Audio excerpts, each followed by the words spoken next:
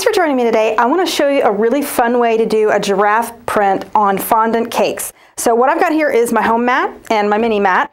And the reason I like to use these for animal prints is because there's two pieces involved. So I can work with my fondant and my cutouts at the same time and keep them kind of enclosed so that they don't get dried out. So let me just real quickly show you what I've done ahead of time. This is just kind of an ivory beige type background. If you prefer, you could go with something that's a little bit more yellow.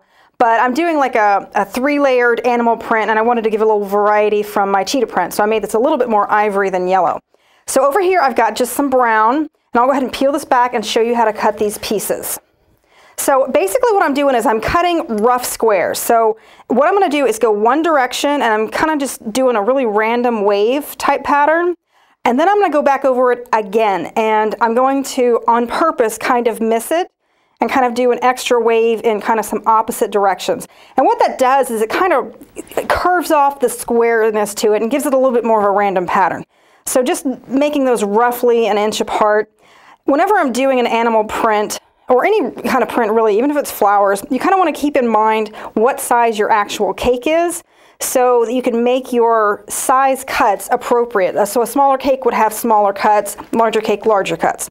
So you're just going to go the same thing, go in the opposite direction, just kind of random squares. All right, so I think you've got that. Don't worry about these little pieces coming off. Those will clean up. So over here, I'm just going to peel back the section that I'm going to be working on, and I'm just going to place this in place. Now, one thing I want to caution you about with the giraffe print, and I was practicing this, you realize it, if these pieces are too close, when you roll it out to embed them, it really makes a mess. When they blend together, it just doesn't have that distinction. So make sure that you place them far enough apart. So you're just going to kind of make a pattern. Some of these are going to be more triangular shaped, and that's fine. You'll notice I like to look at what I'm trying to emulate. If you take a picture of a giraffe, you'll notice like around their arms and legs, around their tail section, they'll have actually smaller squares and kind of a different type of pattern. So just take note of that if you want to make it look a little bit more realistic. So I'm just going to keep placing this into place, and then we'll come up and finish up when we're ready to roll it together. So here's my last two pieces going into place. And over here, let me show you an example of, like, this might be a smaller section that maybe goes around like an arm piece of the giraffe. So if you want to throw in those every now and then, that kind of adds a little bit to the realism of it. So I'm just going to fold my top piece down, and then I'm going to grab my rolling pin, and I'm always going to go from the center out just to kind of help the uniformity of the pieces. Just give them a nice firm roll in there.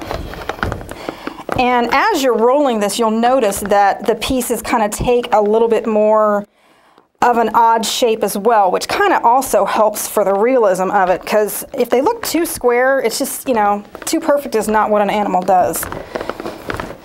All right, so I'm going to flip this around, get the other side.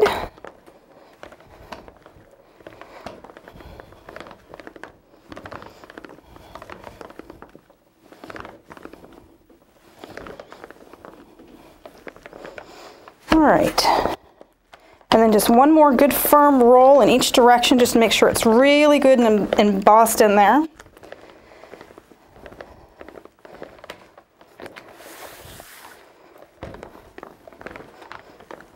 Okay, now, as with any animal print, any kind of print that I want to put in here, I want to make sure that the side that's going to be seen, the side that's up and looking at you, is actually facing the table right now. So I flip that over, pull this back, and now I can lay it on my cake. Here I've got a 9-inch dummy that I've prepared with a little spritz of water. Just pull it over here. So now I'm just going to pick this up and lay it over the cake. Just make sure that's centered. And then I can pull this back, start it a little bit with my hand, pull it taut, and then just peel it back and let it fall off onto the cake. All right, now I can just start working it around the cake. Just kind of fluff your sides, so to speak. And then I'm going to start working 1 inch down all the way around. And then once I get around to the front again, I'm going to go 2 inches down all the way around until I get down to the bottom. Okay, so once you get down to the bottom, you're just going to use the flat, straight edge of your fondant smoother. And let me just show you really quickly how to finish off the edge. If you have a little pucker or a pleat here, what you want to do is just kind of pull it out from the cake, and then just kind of walk your fondant smoother back and forth to go straight down around the edge.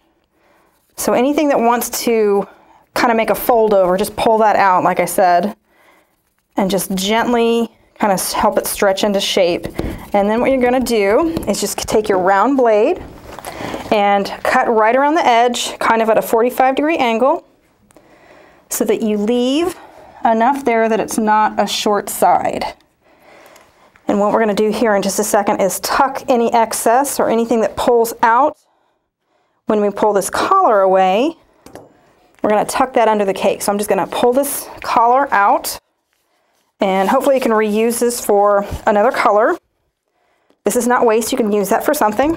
And then you're just going to pick up the cake and then take your fondant smoother and just kind of tuck anything that pulled out under the cake and give it a nice smooth finish. So here in a second, I'm going to get my other animal prints and I'll show you what a pretty effect it has to stack the different ones together. So I've got all my animal prints together here. I'm just going to stack them. Again, these are just on dummies, so they're going to be really easy to move. And I'm not too worried about structure just because there is styrofoam in there. So I just want to get centered really nicely. Then I'm going to go over here and grab my cheetah print, and that's going to go on top as well. So I thought about my collars a lot. I really like the yellow versus the ivory. I don't want those matching too much. You can always put brighter colors in there as well. I could do a bright yellow and a bright pink for the zebra. That would work as well. So those are all my animal prints together. I hope you'll go take a look at the other videos, seeing the different techniques. They all use the home mat. It's a really easy technique to use, and I think you're going to have fun with it. Thanks for watching.